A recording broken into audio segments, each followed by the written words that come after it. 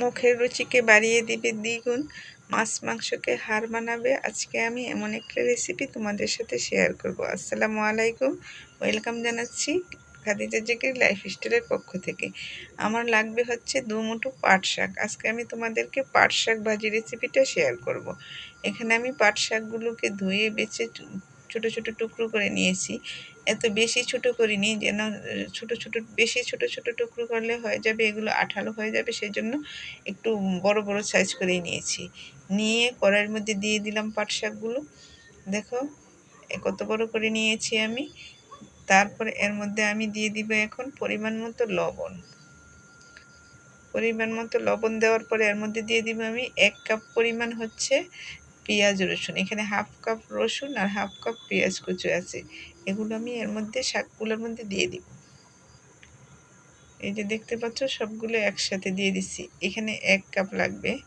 তারপর এর মধ্যে দিয়ে দিব হচ্ছে কাঁচামরিচ। কাঁচামরিচটা তোমাদের যার যার পছন্দ অনুযায়ী দিতে পারো, যে যেরকম ঝাল খাবে ঠিক ততটুকু কাঁচামরিচই দিবে, ঠিক আছে। আমি এখন এগুলো সুন্দর করে একটু সিদ্ধ করে নিয়ে নিতেছি। দেখো এখানে যেন পানি একদমই থাকবে না, একদম আঠালো ভাবটাও থাকবে না। সিদ্ধ করা শেষ হয়ে গেছে। আমি এখন প্যানের মধ্যে দিয়ে দিলাম হচ্ছে সরিষার তেল। দিয়ে এর মধ্যে দিয়ে দিলাম আমার পছন্দ অনুযায়ী শুকনো মরিচ। শুকনো মরিচটা না হলে তো শাক হবেই না, তাই না। পাট শাকের সাথে আসল রেসিপি হচ্ছে, সিক্রেট রেসিপি পাট শাকের শুকনো মরিচ আর হচ্ছে রসুন পেঁয়াজ। এখন আমি এর মধ্যে দিয়ে দিলাম আবার হাফ কাপ রসুন, হাফ কাপ পেঁয়াজ। এই রসুন পেঁয়াজটাই পাট শাককে অসাধারণ করে তোলে। দেখো সুন্দর করে আমি এগুলো ভেজে নিতেছি।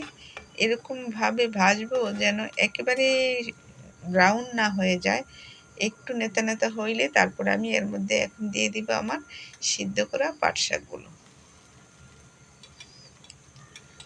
দেখো কি সুন্দর ঝরঝরে হয়েছে আমার পাটের শাকগুলো। এই শাকটা যেরকম শরীরের জন্য উপকারী, পেটের জন্য উপকারী, কারণ এখন যে গরম আমাদের আবহাওয়া, এই পাট শাকটা আমাদের শরীরের জন্য একদম উপযুক্ত সময়। তোমরা যারা হাতের কাছে পাও তোমরা তাড়াতাড়ি নিয়ে এসো এই পাট শাকের একটা রেসিপি খাওয়ার জন্য। দেখো কি সুন্দর ঝরঝরে হয়ে গেছে আমার পাট শাক রান্নাটা, প্রায় হয়ে যাচ্ছে। এই তো হয়েই গেল। সাদা ভাতের সাথে অসাধারণ লাগবে। আমার এই ভিডিওটা যদি তোমাদের ভালো লাগে তাহলে সাবস্ক্রাইব করিও, পাশে থেকো সব সময়। সবাই ভালো থেকো। আজকে বিদায় নিব। আল্লাহ হাফেজ।